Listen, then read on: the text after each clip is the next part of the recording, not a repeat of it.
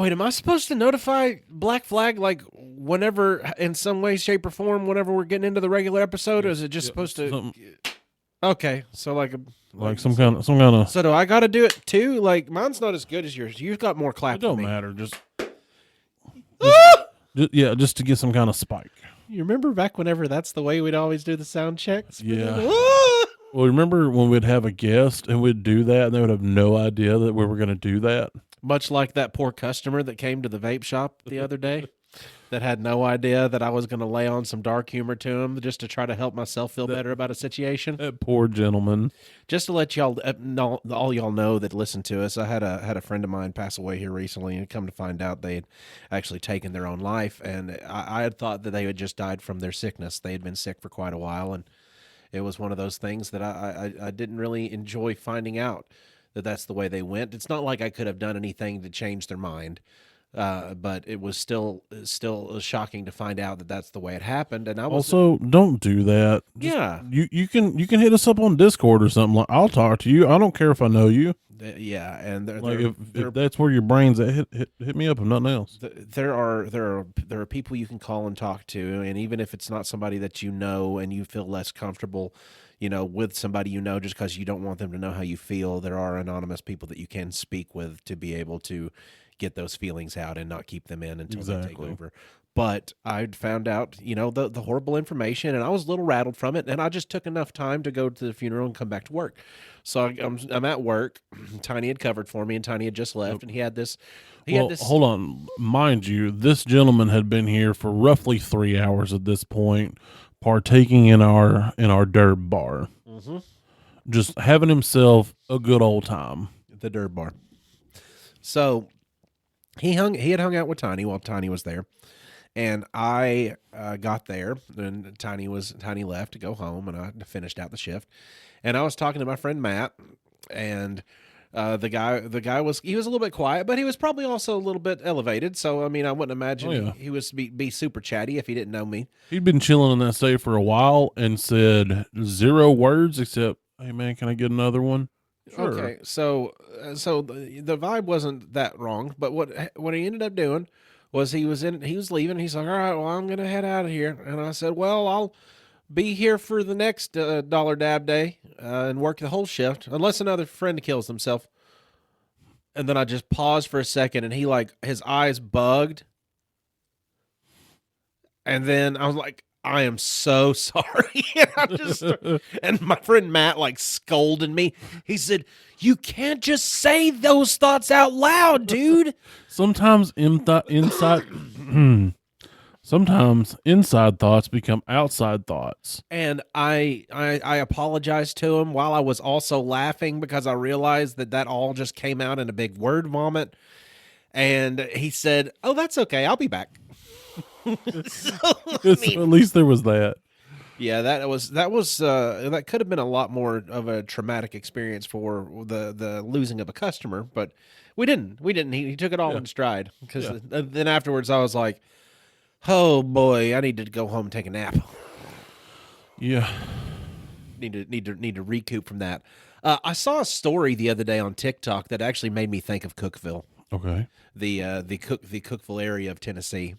There was a place in Alabama that this man was talking about in a stand-up comedy. He said, the small town here, they got themselves a new mall, and they wanted to figure out what they were going to try to name this mall, and this mall that they had needed to have some kind of sophisticated name. So instead of being like other places to where they'd have a group of sophisticated folks come together and try to figure out a good kind of corporate name to call this entity that is developing all of these businesses, the townsfolk decided they'd all get together in a committee of the townsfolk, and they all decided that the name should be the mall.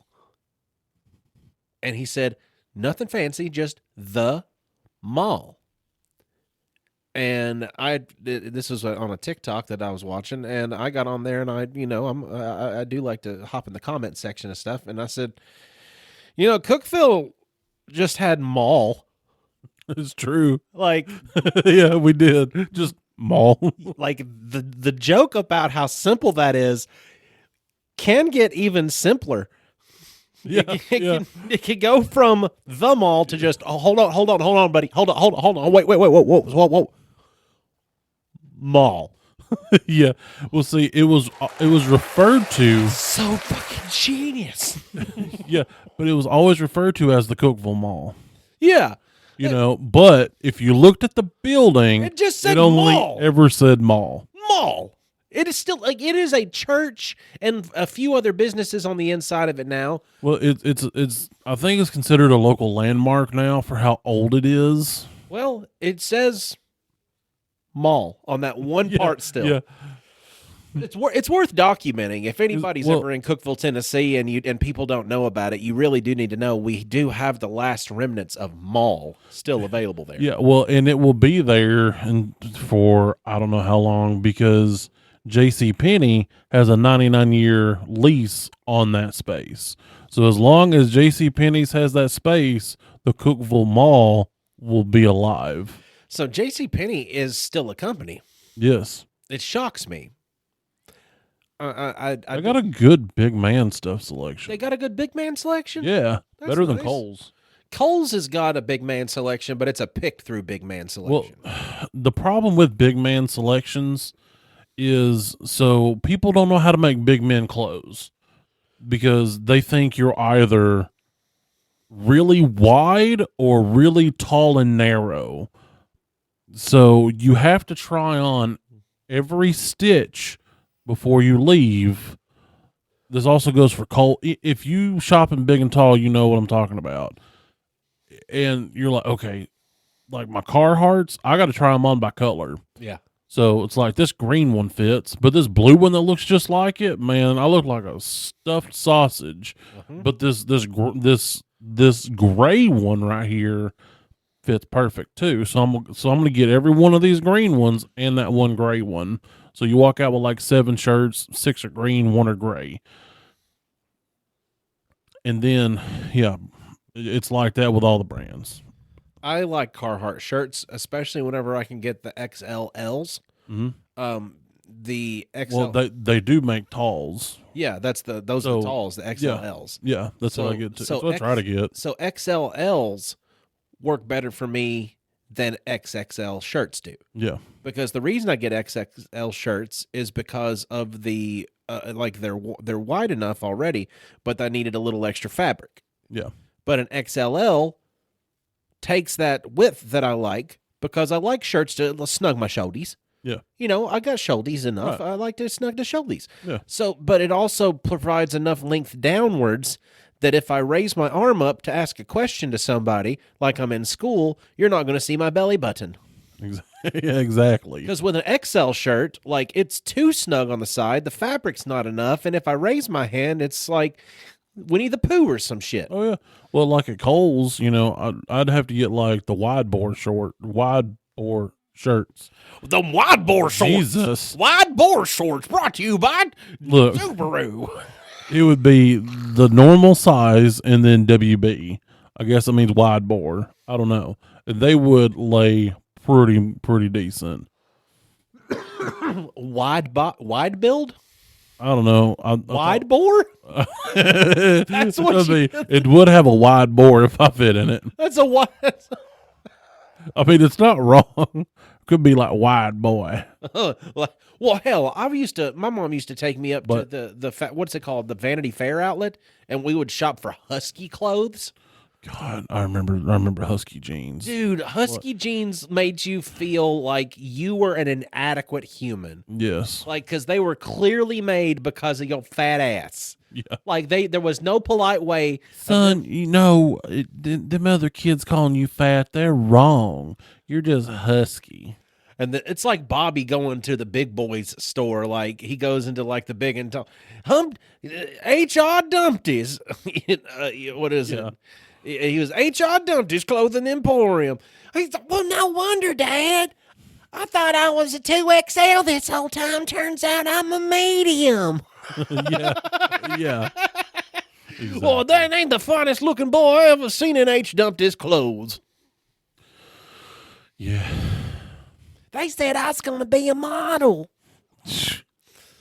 Oh, well, I think that we've got some things to talk about that might involve some large man clothing. Maybe involving a large man. Possibly. Maybe even large in a way that you wouldn't think that he should be. Hello? Is that Santa?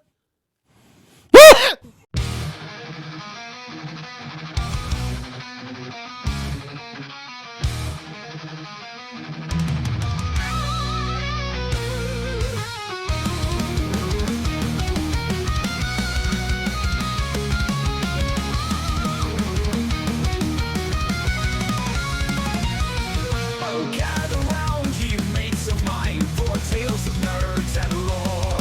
Three best friends on a podcast line with laughs and chats galore. From comics bright to movies grand and games we love to play. We'll sail the seas of fandom land in our own nerdy way.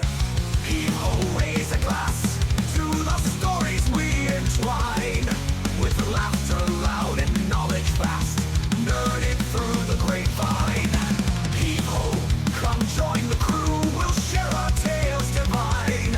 From D&D to MCU, nerded through the grapevine. Hi, everyone.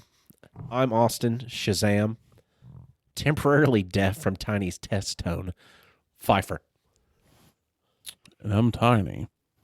And I put testicles in his ear. That's not what it. That's not a test. When you do the test tone more than once, it's a testicle. It was a test tickle. It tickled the end of your ear, in the inside of your ears. Test tickles. Test tickles. It's like the lady that got fired from the Tickle Me Elmo factory for Yeah. sewing the marbles onto him. Yeah, not testicles, but test tickles. Yeah, but she didn't understand. She was just sewing little furry marbles onto all of them. We're Nerded Through the Grapevine, the podcast where your best friends gather weekly to talk about our favorite parts of past, present, and future nerd culture.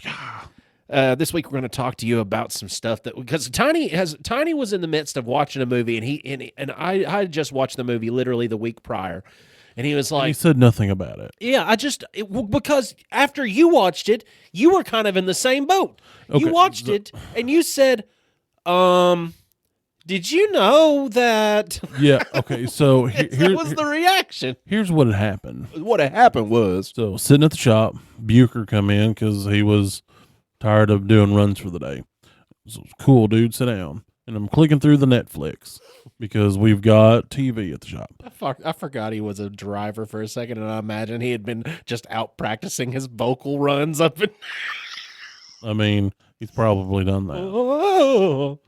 I wouldn't doubt it. He has serial killer tendencies. That's all I'm going to say. I'm sorry. Go ahead.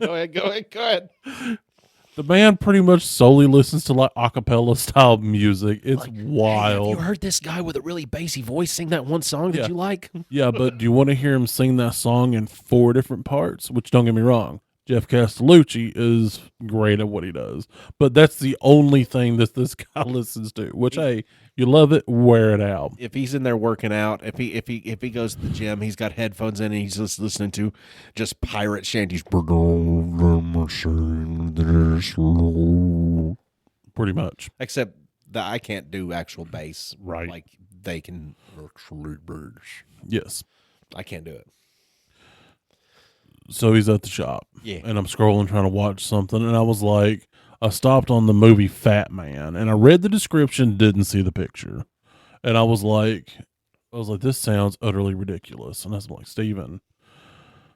And I read him the description because I think he can read. I don't know. I never asked him. And so we're watching it. The premise of the movie is this young boy. He's a rich kid. His dad just not around, and so he lives with his grandma. Grandma real rich. She has staff. The grown adult staff people follow this kid's orders like he's, the ruler of the house. He loses his science fair and gets real mad. So he calls Walton Goggins, a grown ass man who has a weird collection of things that you're not sure what it is. And he's like, I need you for a job, because he's won 4 years in a row, but this time he's runner up. So he has to kidnap the winner, and And then the little boy threatens this little girl with electrocution unless she tells him that, hey, I cheated, so he should win. I shouldn't win. I'm sorry. Yep. And so he gets this empty medal. And then for Christmas, since he did that and probably some other horrible things, he gets a lump of coal. Uh-huh. And he runs out in the snow in his weird little rich kid pajamas and screams at the sky, calls Walton Goggins again and says, hey, I want you to kill Santa Claus. And he's like, And he's like, dead ass? And the kid's like, no cap. And he goes, bet.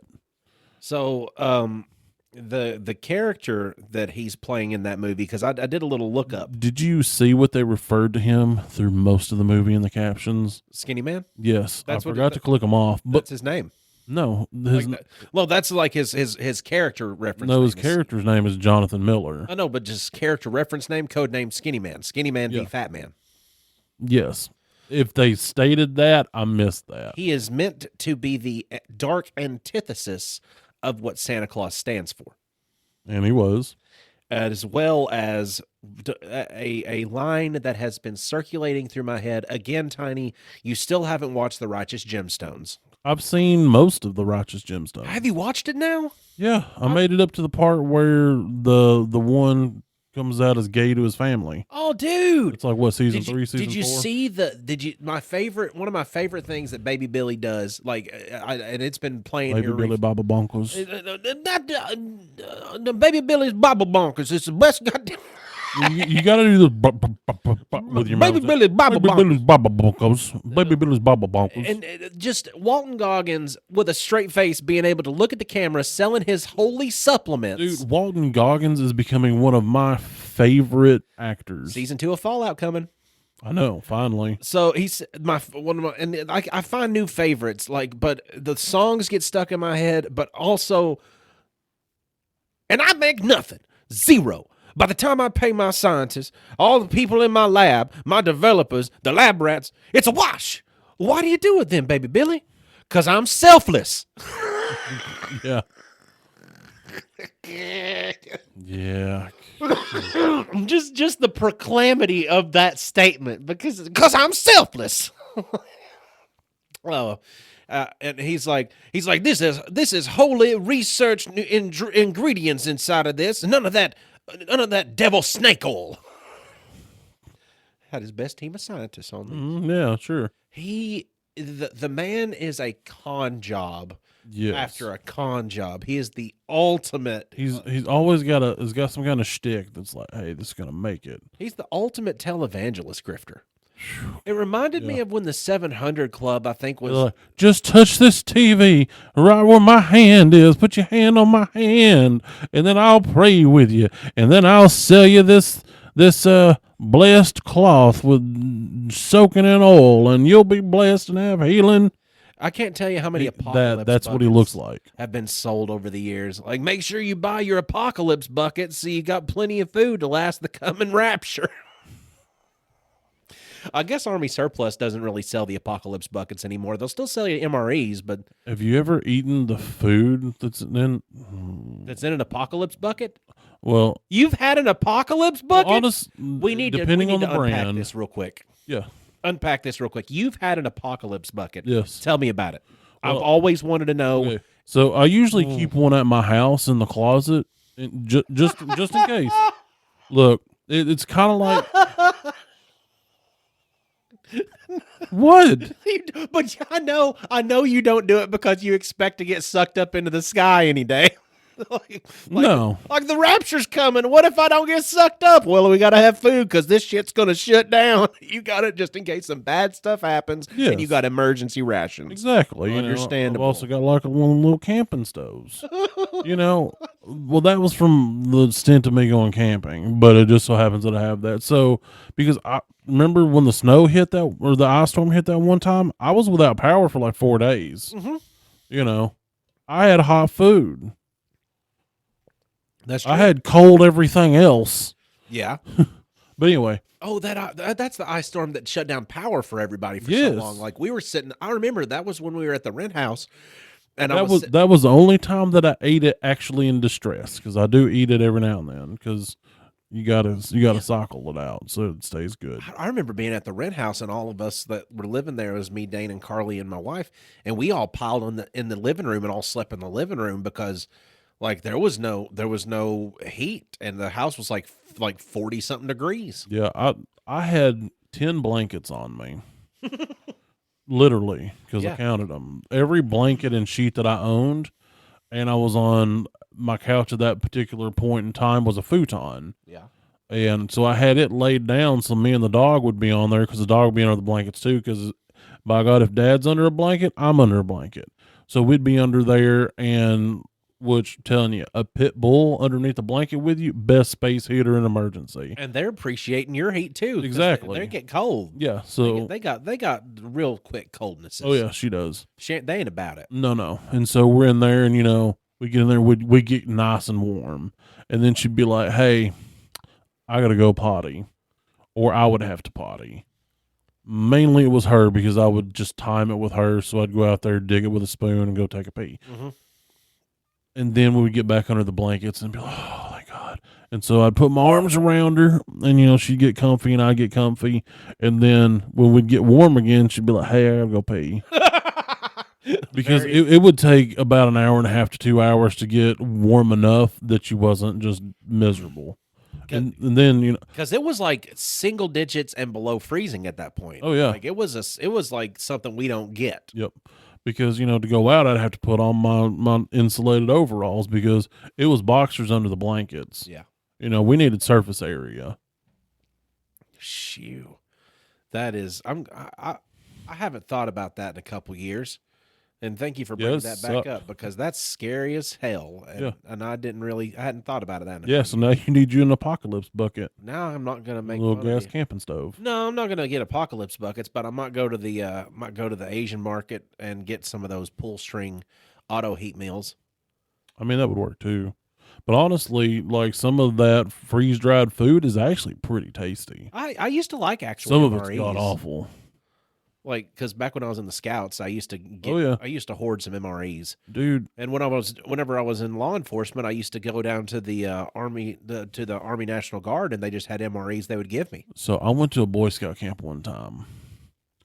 And I went with my stepbrother. He was in the Scouts. I was in the Scouts with different troops, but whatever. So we went. They decided that one of our meals, just to so we could have them, I guess, because they didn't want to cook or something, was going to be MREs. Uh-huh. And one of the guys was like, "My dad has so many MREs. I'm going to bring these kids MREs." What he showed up with was not MREs, they were C rations. From how long Like ago? Vietnam era, like C rations. Keep going. I know where this is going, but keep going. They were not good, and they were rotten. Yeah, those MREs do not truly keep for an eternity. no, they have an expiration date, Oh yeah, especially the old ones. Like Yeah. nowadays, stuff's more sciencey. I could understand a longer have shelf you date. have you ever seen 20 some odd kids throwing up pretty much in tandem? No, You did that day. that sounds like you should call Stephen King. It sounds like something he would enjoy putting in a movie. I know. We all went home. Oh my God. Think about that for a horror movie. Yeah, they Going They camping and never even figured out what the problem was. They're like, I don't know. They just all got sick. Maybe they all passed some to one another. no, you fed them all poisoned food. That you got what's that special bacteria that starts with a B after something gets rotten? Botulism. Yeah. You probably got that. Yeah, Except I mean, you didn't die from it. we did get, or at least I did get antibiotics. So Jesus Christ, that's yeah, because disgusting. Mom took me to the doctor. She was like, "Well, if they all were throwing up, I'm gonna take them to the doctor." So back to Fat Man though. So Walton Goggins was the skinny man on there that was Yes. the assassin that was sent by the child to go and then assassinate Santa, who is played by Mel Gibson. Yeah, He's a Yeah. little bit more curmudgeon-y than Well, a see- typical ho ho ho. when it first popped up, I was like, because me and Bucher were sitting there, and I was like, he goes, "Is that Mel Gibson?" I was like, Yeah. Weird. Yeah. I didn't know he played Santa in a Santa movie. No, but he does. He does. Not just any old Santa either. Like kind of a Like first time you see him, he's gun toting. He's out there shooting cans off the fence post. Yeah. He's Santa guns. Yeah, you're like, what? You're like, what's going on? And it's a weird mixture of guns because he's got basically a Colt single. Well, it's not a Colt single action army, but it's like an 1857 Colt Navy and a 1911. Mhm. And you're like, what? So he's got a barely. He's got a revolver that you're just shy of hand packing loads into. Like one of the first ones. Yeah, one of the first ones that you can just chamber around into, Yeah. Oh, sorry.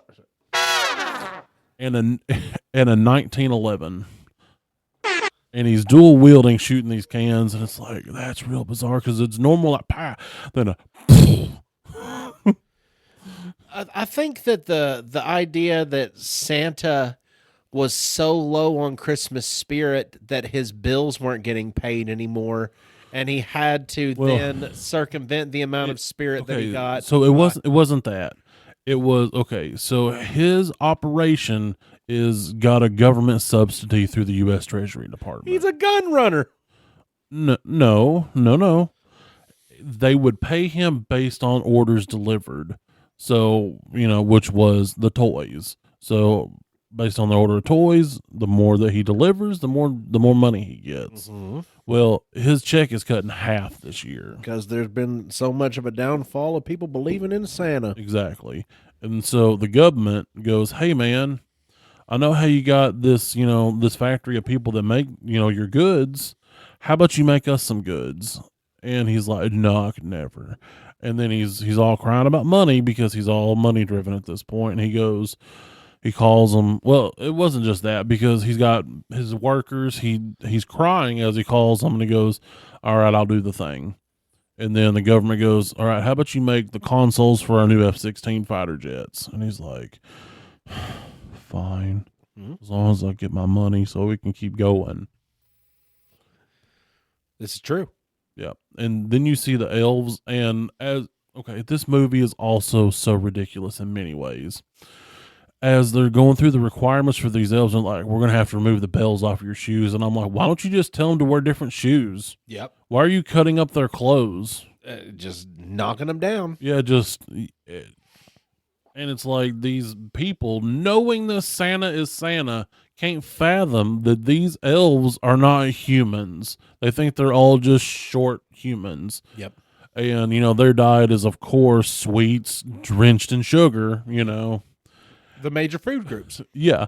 And then the military guy in charge is like, why don't y'all try like protein, vegetables? There's 4 food groups, and, just on and on and on.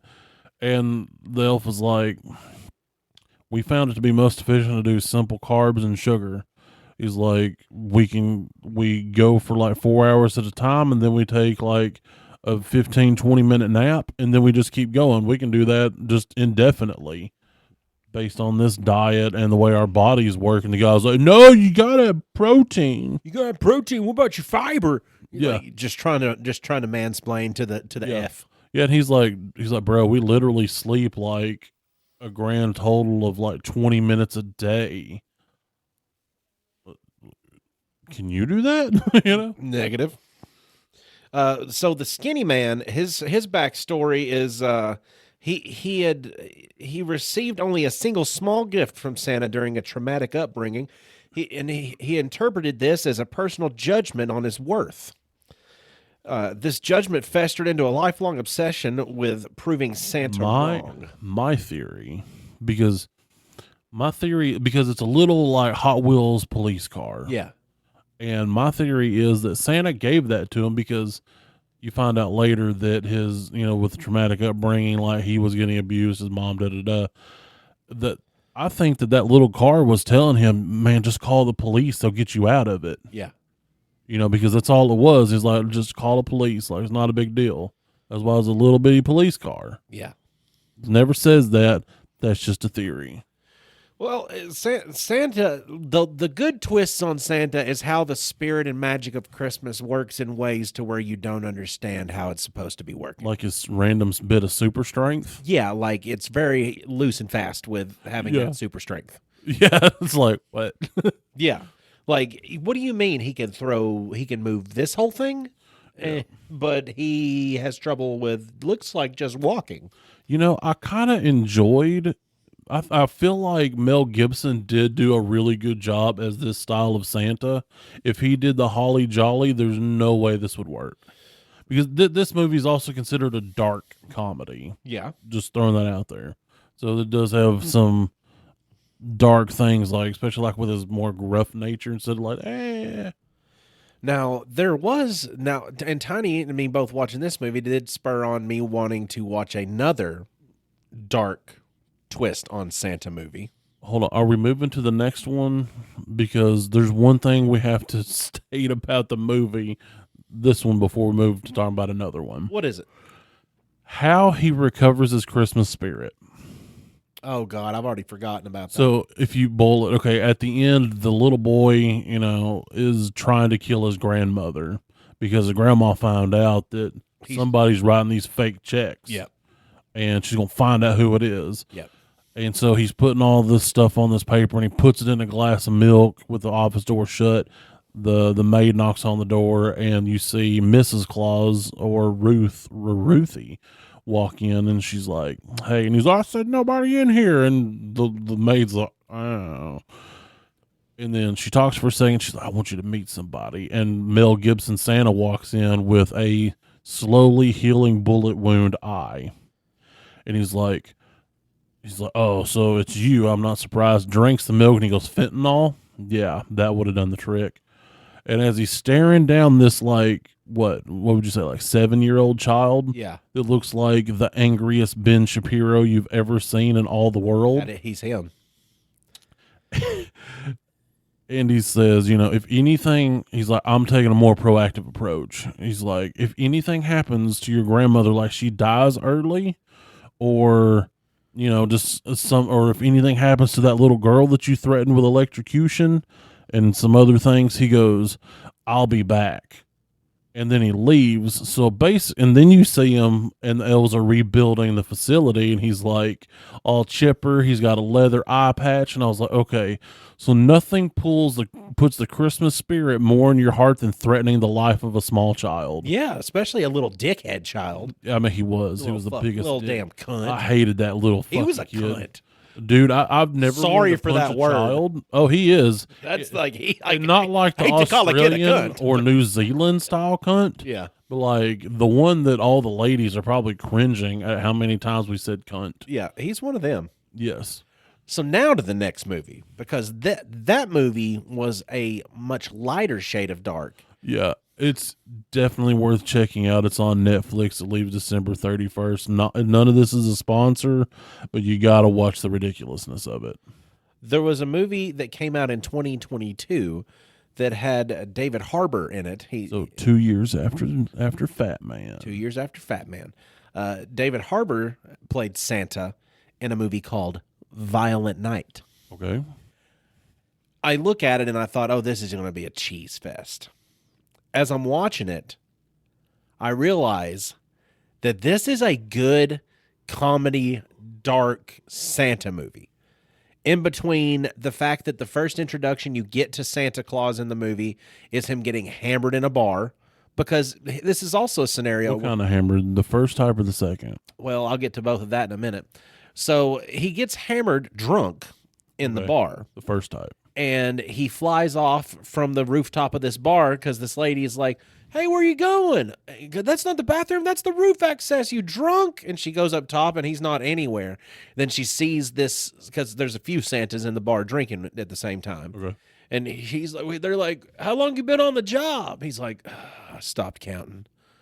So he's flying off in the sleigh, and she looks up at him. She's like, "Oh my God, Santa." When her mouth opens to say Santa, he throws up out of the sleigh Oh, God. because he's drunk.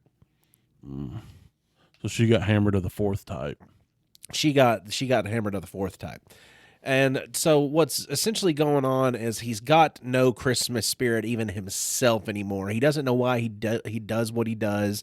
He's just out there going through the motions. He's not even enjoying his job. He doesn't even feel like he's giving kids cheer anymore. All kids want anymore is just money or video games. And if they don't want video games, they want money. And if they're not looking for money, most likely they're going to ask for video games.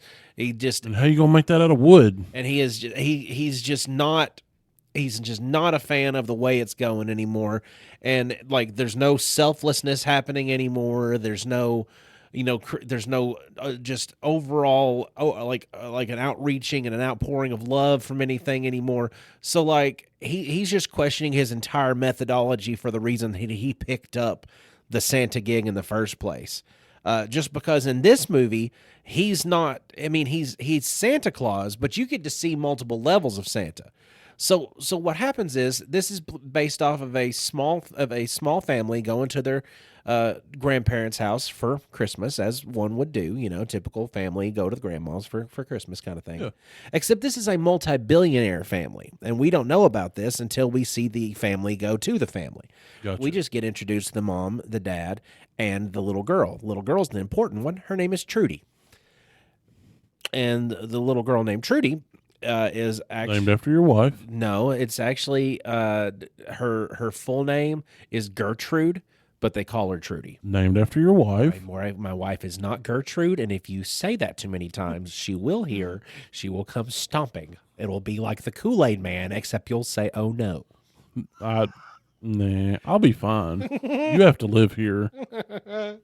But so Gertrude is still believes in Santa. She's like maybe 10, 11 years old, a little bit late in that Santa train, Yeah. but she still believes in the magic of Christmas, and her mom is really encouraging to her, and her dad's kind of like in this sketchy, like, I don't know what's going on in my life kind of phase. So they're going to grandma's house, and grandma's a billionaire that owns like a very big corporation, and she's played by Beverly D'Angelo, in case you don't know who that is. She's the mom do from not. Christmas Vacation. Mm. All the National Lampoon's movies, like with Clark. Oh, and Ellen okay, yeah. She's Ellen Griswold. Okay. So she's the mom. The mom is just a complete, just emotionless, like mean, stereotypical rich kind of thing. Whenever they get to a certain level, they're cold. Yeah. Kind of deal. That's what she's representing here. But in this movie, the son is actually setting out to try and screw over the grandmother, but you never really find out how. He's gonna get one over on her for something. But there's like a hostage situation and a break-in to their manor house, because there's a vault in there supposedly holding hundreds and hundreds of millions of dollars in cash. So here comes John Leguizamo, who is like an assassin. He's not an assassin, but he's more or less like just a businessman who has hired a bunch of mercenary thugs to come in and, steal. Yeah. And this is Christmas Eve. So what happens with Santa is wrong place, wrong time. And he shows up to deliver Trudy's Christmas present at the house she's at, because he's got his magic list, and he's like, oh, okay, we got to go over here. So he goes to that place, unaware that anything is even going on, and this girl is in danger. And Santa comes to the rescue. Not like he really wanted to, but he figured out, like, I can't exactly leave because there's some gunshots that went off, and it startled the deer, and they left him stranded. Because he landed on the roof. People shot some shots, and the rangers, and then they just flew away. Yeah. The rain cows. So he ends up fighting this entire group of mercenaries, as well as like a backup crew of mercenaries that come along. And it turns out in this story, Santa's actually been Santa for about 1,100 years. But what Santa was before he became Santa was a warrior that had one true love, And Oh God. and it was his hammer. And his hammers, I think it was like So this is getting hammered to the 5th type, this is legit like like Warhammer. this is a warhammer, and I think its name was like Blood Spike or something like that. Something just Jesus. and he said, and he was like reminiscing with this little girl, talking to her about like the old day. He said, on the heads that I would smash with blood spike, it would just be just me and the hammer, just nothing but murder and intent. Just sit there reminiscing. Jesus. Sitting there reminiscing. So he was like an old Viking. Yes, That was all of a sudden a Santa like Claus. the runic tattoos, like the leather I armor. mean, I kind of need to see it. Dude, it is epic. And then he gets the power and everything. Did this actually have a budget? Yeah, So this actually had a decent budget. yeah, it had a good budget. And he then What did you watch this on? I think it was on like maybe Prime. I can't remember. I could look it up real quick for you, and I tell everybody where it's streaming. Dead ass. Dead ass, no cap, dude. Bet. Let's see. Is Violent Night? Oh, they're having a sequel. Holy shit. Let's see where it is being able to be watched. Oh, it is on Hulu. Okay. It says it's on Hulu, it's on Amazon Prime, it's on Peacock, it's on a bunch of different stuff. Okay. I got access. So it is available all places. So he's just wanting to fight back, and he's just throwing down in fisticuffs until they end up fighting their way into like a storage shed, and he finds a sledgehammer. And you would have thought, with the way he lit up. So The it way was he- like one of the Link acquisition things. Da-da-da-da. Yes. You would have thought that he had just been gifted like the most amazing present anyone had ever thought of, because he's in the midst of battle with his hands and whatever he can get a hold of. And he doesn't know anything about modern warfare or anything. He's not been paying attention to war. He hasn't warred in 1,000 years. He's been focusing on spreading love and joy to the children. So he starts to thinking about like, how do you gun? So he picks up a gun and he sees how people are using it. And he's like, tick, tick, tick, tick, tick. He's like, the safety's on, dumbass, and then he gets punched with something. So he just stops trying to do anything with other people's other weapons. He says, hammer. It's hammer time. And then not only does hammer do good, hammer does gruesomes. There are several gruesomes that happen with said hammer. It makes you think like, should I be watching this coming from Santa Claus hammering with MC Hammer Time? I've not seen this yet, but I already love this movie. And there's a certain point in the movie to where certain things happen, not to spoil it for anybody because I would like for you to watch it. But he actually Bloodbane, I think was the name of it maybe. But he actually gets Bloodbane at one point. Like the magic of Christmas makes his hammer show back up. Fucking Thor style. Yeah, it's something. It's not exactly like one of those, but it's like one of those situations to like Just he doesn't like, oh, like I really would like that hammer that I used was good, but I really wish that Bloodbane. So it's that's there's a bunch of good stuff that happens throughout the movie, but John Leguizamo's character in the movie is almost like Walton Goggins' character in Fat Man, because he's hated Santa since he was a child. Yeah, he's always felt like he's neglected the people that he really needed him, when it turns out that people really weren't pure of heart and really weren't good people the way that he was claiming they were being, all this other stuff, because Santa's list does not lie. right. It is magical. You other brothers can't deny. It is ethereal. Like all he has to do, like, and he literally knows, like, and that's his modern, when I'm talking Modern Warfare, the video game. That's his opponent map. That's how he sees where the enemies are. Like, because he was like checking off how many people he had left to kill, because he was like, So that was these are all naughty. I don't enjoy this. so that was his HUD. Yes. He would pop it up and he's like, oh, they're all naughty. Everyone's no. And he's okay. I just have this, this, and this. And all of a sudden you see it go, boop, boop, boop, boop, boop, boop, boop. Ah, damn it. So more people show up. Oh, naughty. Oh, and I thought this is going to be a cheese fest. I thought this is going to be a cornball cheese fest worth of a movie, but it was so good. And there was a couple parts in it. I was like, Judy, don't look. Because there's some gore in it. As you would expect from a hammer-wielding Viking Santa. That's my band name. So Did you ever watch Jack Frost? Which one with? The wrong one. Oh, not the Michael Keaton one, but the Right. scare one. Well, see, here's the thing. Okay. Funny story. My mother rented Jack Frost from somewhere at one point, Mm-hmm. and it was the Michael Keaton one. She absolutely loved and adored that movie. I liked it too. It was great. Fast forward several years later, VHS tapes are gone. Okay, they're on the outs. Everybody's starting to get DVDs now, except for my stepdad. He was still buying VHS tapes. Can you guess where he was buying VHS tapes from? The video rental stores. The Pilot gas station / truck stop. Oh my gosh. So these were like the $3 tapes. Oh yeah, he was getting $3 them. bin. He was basically buying them by the pound. Okay. These are the $3 bins that they had for the truck drivers that they can have a new movie to watch inside of their in-cab VHS TVs. Yes. And so They had those. Those were pretty nice for their time. yes, and so but at this point they were phased out pretty much. Oh yeah, this is like 20 years past their Yeah, relevance. yeah. And so sometimes you get a banger like Major Pain, you know. And then little nubs just for kicking and pain. I Yep. can't feel my legs. And then he finds one called Jack Frost, and he was like, "I'm gonna get that for Kathy." She loves that movie. I remember she loved that movie. So he gets it and he wraps it up for her for Christmas. We're sitting there at the house. This is one of the few good memories with this man. And Mom opens it and she's like, "Oh my God, Jack Frost."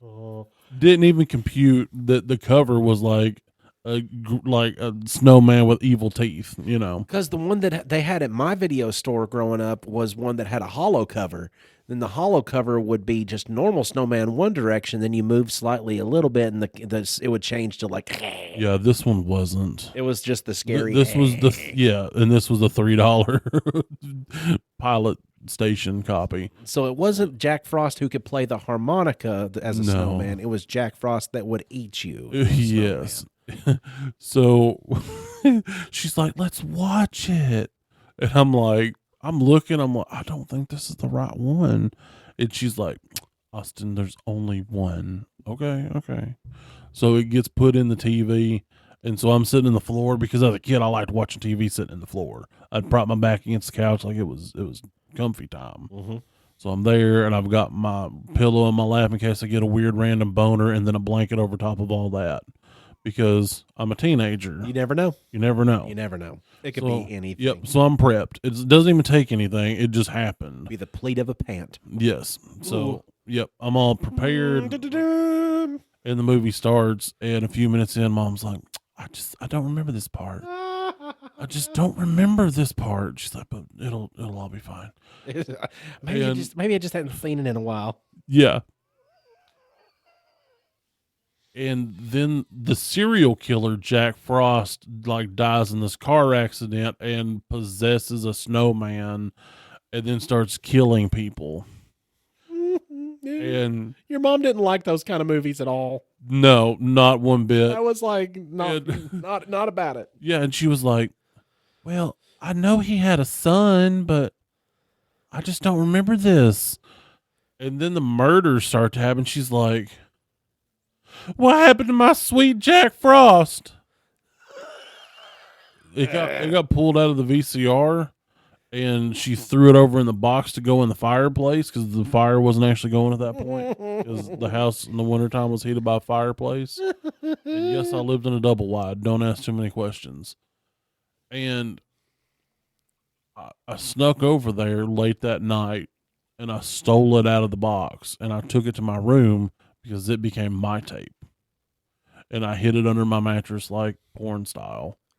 Just because you didn't want it to go anywhere, that was a great memory. You wanted to keep it. I didn't want it to go anywhere, and I thought if my mother found it, she would throw it back in there and it would get destroyed and I would never see it again. See, because that's the like the dark version of the Jack Frost that your mom actually liked, but that scary one was the dark one. Yeah, I mean, I enjoyed both movies. Now, because I think that both of those movies are worth a watch that we've talked about so far. Fat Man's worth a watch. It's a good take on especially if you're a Goggins fan, because he plays a real good role in that He movie. really does. And then the other one, Violent Night. You'll be so scared about the hamster, but the hamster will be fine. So help me. Just so you know. Like you think that too. I'm just going to give y'all that relief up front because I was worried. There was a movie that came out in 2005, and it starred a professional wrestler named Bill Goldberg. And Bill Goldberg was in a movie as Santa. The movie was called Santa's Sleigh. I saw part of it too. Slay. Yeah. In Santa's Sleigh, professional wrestler Bill Goldberg plays Santa as a terrifying supernatural killer with immense physical strength. This Santa is not a benevolent Physical what? strength. You said strength. So you got to slang all fucking I know. first part of the podcast. I can say strength if I want to. No, it just kind of made me chuckle a little. And I just needed you to know that. I'm not smacking my mouth, but that's No. Keep it. Kiss your mouth. I just never mind. So immense physical strength, and he is not a benevolent gift giver, but a monstrous force who unleashes chaos during the holidays. His personality is brutal, gleefully violent, and entirely devoid of the warmth associated with actual Christmas. The backstory here is delightfully outrageous. Santa is actually the son of Satan, and he was cursed into delivering gifts 1,000 years ago after losing a bet to an angel. Look, I did hear growing up at one point from a certain few kids, that Santa was the son of Satan. You knew that because if you rearranged the letters, it spelled Satan. Mm-hmm. Yeah. Well, I mean, there was a movie that came out about that we had talked about. I'm just saying that's where that movie come from, had to have been. So he says, it's once the millennium-long punishment ends, he reverts to his true nature, and that's an infernal being driven by destruction rather than generosity. The jolly Santa image is revealed to have been an enforced facade. So it was something that he was forced, like that jolly ho-ho-ho-ness, that was what he was forced under contract to be by the angel. Gotcha. So once that expired and his curse lifted, he was able to take revenge on the world, and he targeted anyone that he pleased with over-the-top, like, carnage. Like, and it would be from, like, deadly gifts and things, like pulling stuff out of the bag. Like, you know what I think you need? A rocket up your ass! Like, just not... yeah. He's the antithesis of holiday cheer, blending demonic lore with slasher film sensibility. He represents the idea that even the purest myths can be inverted into nightmares. I just remembered another one. Another one? Another one. There was a movie that I watched called Dear Santa, where the little boy accidentally wrote the note to Satan.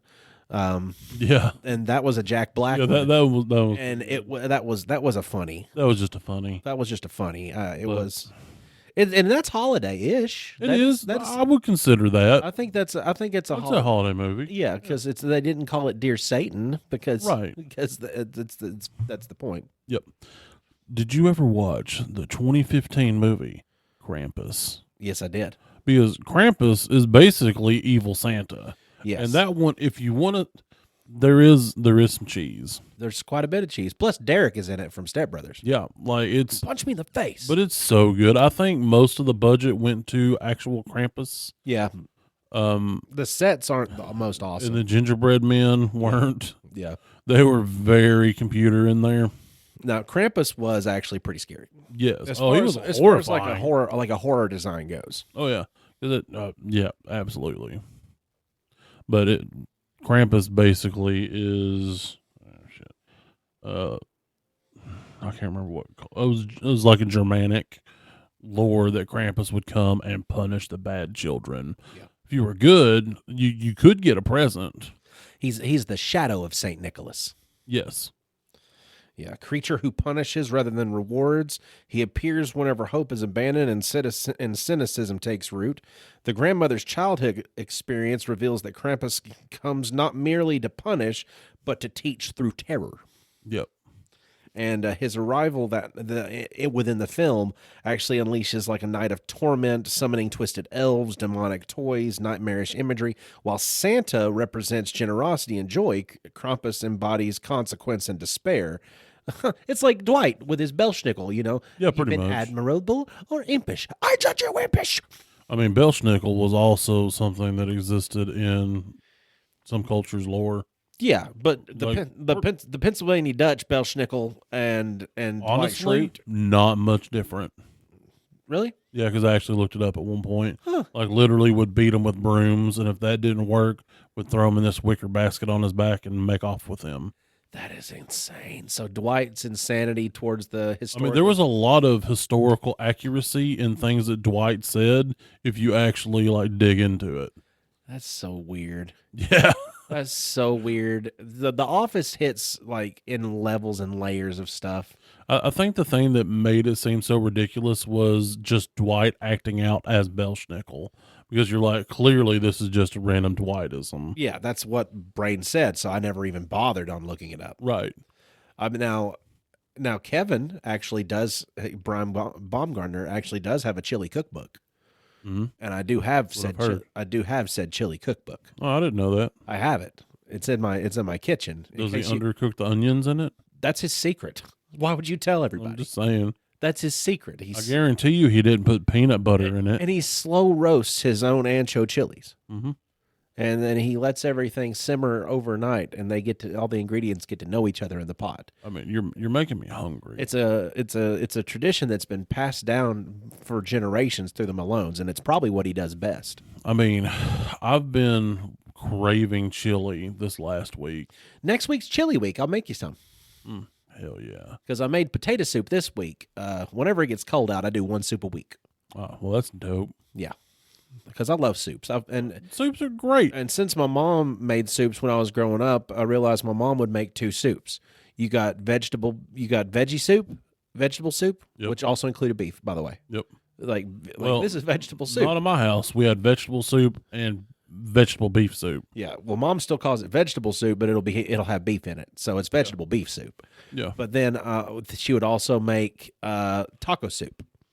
Now the taco soup and the vegetable beef soup were maybe 3 or 4 ingredients different from each other. I mean, yeah, there's a lot of similarity happening. To whereas whenever I soup, I'm like, well, I'm doing a cream soup this week. I'm doing a broth soup this week. I'm doing a chili this week. Yeah. So I think next week would be a good chili week Heck yeah. because you can't have chili going into Christmas because then you got to. Look, I've made chili in like June and July. I don't think soups are bound to specific times of year. No, but when I get to craving them the most is whenever I like that warm heartiness because I mean, that make may hearty be- soups. Yeah. Like I made my potato soup I made last night. I use which is pretty simple. It's just 1.5 things of chicken stock. It is a bag of it's the Ore-Ida pre-shredded potatoes. Yeah. Except it's Mom used the cubes. yeah, that's what they are. They're pre-cubed potatoes, but it's Oh, yeah. potatoes O'Brien because the potatoes O'Brien on the inside of them have onions and peppers. So then what I do is I start off with bacon grease in the bottom of the pan and I throw in white onions and allow them to caramelize. And then I'll throw in my potatoes on top of that, stir everything up, and then add my stock. After I do that, I have a half block of softened cream cheese that I put into it until it starts to milk up a little bit. So here, okay, hold on. Since And then I hand grate a pound of sharp cheddar off the block because you don't want that out of the bag shit inside of your soup because you put Right. you put the out of the bag shit into your soup and you're just going to have strings inside of there. It don't melt Well- and incorporate. unless you rinse it. I ain't about to rinse my fucking cheese. No, for real, because I'm going to sit over the top of it and make Play-Doh and just let it fall into that thing. well, I mean, rinsing it gets that powdery shit off there. That's not cheese. That's a stabilizer to keep it from sticking. And so And that also keeps it from melting properly. yeah, it's Always rinse your bag shredded cheese. isn't it an anti-hardening kind of thing? That too. But it'll still get hard when exposed to air for too long. Huh. But see, Mom used to cut up potatoes on her own, but then she started using the frozen ones. But here's the thing. My aunt, she's only made this a couple of times.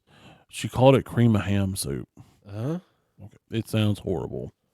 But imagine potato soup, but there's like country ham in it and cabbage. Yeah. Oh, so good. Like, I love cabbage. So Yeah. if you don't like cabbage, you're probably gonna hate it.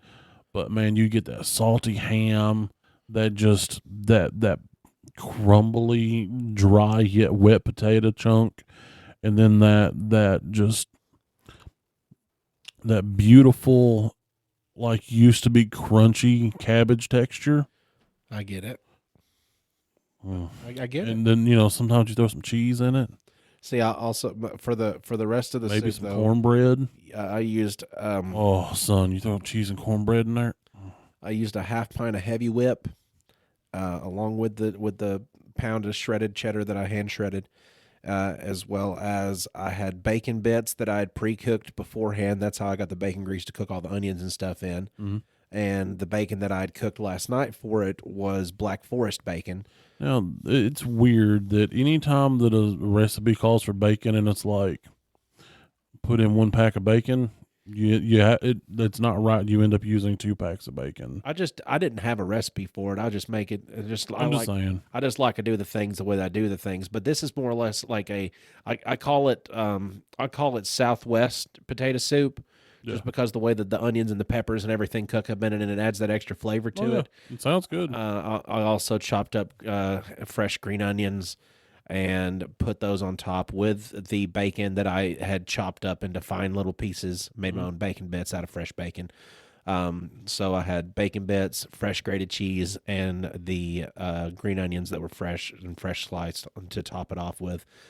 If you'd like a bowl of it, I have some left over, and I can feed you whenever we end this podcast. I mean, I'm down because it sounds fucking delicious. I'd probably give you some of that tater soup. And you know what? Speaking of the end of the podcast, we have made it to the end of another episode already. Daggum. We get to scooting whenever we get to talking, especially, between you and me and the folks out there. Yeah. I mean, maybe we'll teach them stuff one of these days. Maybe. Just like I taught the people on TikTok, no, don't eat that Dairy Queen, scoop it yourself and then dip it into the dip ice cream because you're eating way too much coconut oil. That's why you have diarrhea. And there have been a lot of people that thanked me. It's just delivering miscellaneous safety tips on TikTok about coconut oil diarrhea. You know my experience with that. If you listen to the podcast, I ruined my favorite pair of cargo shorts that way. Yep. Thanks for joining us, everybody. We're getting step by step closer to Christmas, and I hope you have had a wonderful time listening to us, and I hope you have a wonderful rest of the week until we talk to you again. We'll see you. Meow. I don't know. Don't ask. Hold on a damn don't fucking minute here. Did you just meow? Did you just meow? I'm not stopping the recording yet. You didn't just meow. You garried over there. Why did you Gary? I don't know. That's why I said don't ask. Meow. So